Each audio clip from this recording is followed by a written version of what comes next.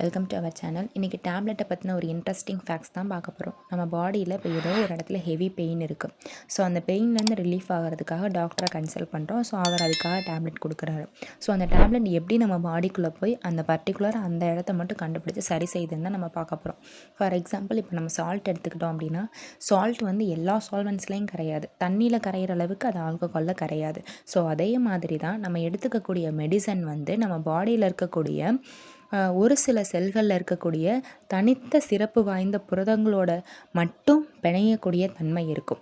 அதாவது இப்போ நம்ம ட்ரக்ஸ் எடுத்துக்கிறோம். அந்த ட்ரக்ஸ் என்ன ஆகுது அப்படின்னா, ஃபுட் பைப்பை க்ராஸ் பண்ணி ஸ்மால் இன்டெஸ்டைனுக்கு போய் டைஜஷன் நடந்து அதுக்கப்புறம் அது லிவருக்கு வரும். ஸோ லிவரோட ஒர்க் என்ன அப்படின்னா, நம்ம எடுத்துக்கக்கூடிய ட்ரக்ஸில் இருக்கக்கூடிய டாக்ஸிக் அப்சர்வ் பண்ணி அதை பிளட்டில் மிக்ஸ் பண்ணுறது தான் அதோட வேலை. இப்போ பிளட்டில் மிக்ஸ் ஆன ட்ரக் என்ன ஆகுது அப்படின்னா, உங்கள் பாடியில் இருக்கக்கூடிய எல்லா ஆர்கன்ஸ்க்கும் சர்க்யூட் ஆகும். இப்போ அந்த ட்ரக் எந்த ஆர்கனுக்கு தேவைப்படுதோ அந்த ஆர்கன் மட்டும் அந்த ட்ரக்கை அப்சர்வ் பண்ணிக்கும். ஸோ அப்சர்வ் பண்ணி அந்த பெயின்லேருந்து உங்களுக்கு கொஞ்சம் கொஞ்சமாக ரிலீஃப் கொடுக்கும். ஸோ ஒரு சில டாக்டர் என்ன ப்ரிஃபர் பண்ணுவாங்க அப்படின்னா, அதிகமாக மெடிசன் கொடுக்குறத விட இன்ஜெக்ஷன் போடுவாங்க. ஸோ இன்ஜெக்ஷன் என்ன பண்ணும் அப்படின்னா, ரொம்ப ஃபாஸ்ட்டாக அவங்க பிளட்டில் மிக்ஸ் ஆகி வேகமாக அவங்கள அந்த பெயின்லேருந்து ரிலீஃப் கொடுக்கும். அதே மாதிரி அந்த மருந்து உடலில் எப்படி வேலை செய்யுது அப்படின்றத என்கிற மருந்தியக்க தாக்கியலை ஆராயும் துறையை தான் நம்ம என்ன சொல்கிறோம் அப்படின்னா ஃபார்மோகைனெட்டிக்ஸ் அப்படின்னு சொல்லுவோம்.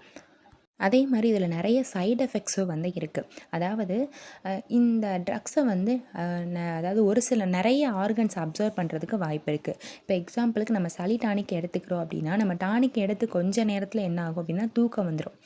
ஓகேவா? ஸோ அப்போ அது வந்து சளியை குணப்படுத்துறது மட்டும் இல்லாமல் அதோட சைடு எஃபெக்டாக நமக்கு என்ன ஆகும் அப்படின்னா தூக்கம் வந்துடும். ஸோ இந்த மாதிரி ஒரு சில ட்ரக்ஸ்னால நிறைய சைடு எஃபெக்ட்ஸ் வரவும் வாய்ப்பு இருக்குது. ஒரு சில ட்ரக்ஸ் எடுக்கும் போதே அதை வந்து டாக்டர் கன்சல்டேஷனோட எடுத்துக்க சொல்லுவாங்க இல்லையா? ஸோ அதுக்கும் இது ஒன் ஆஃப் த ரீசன் தான்.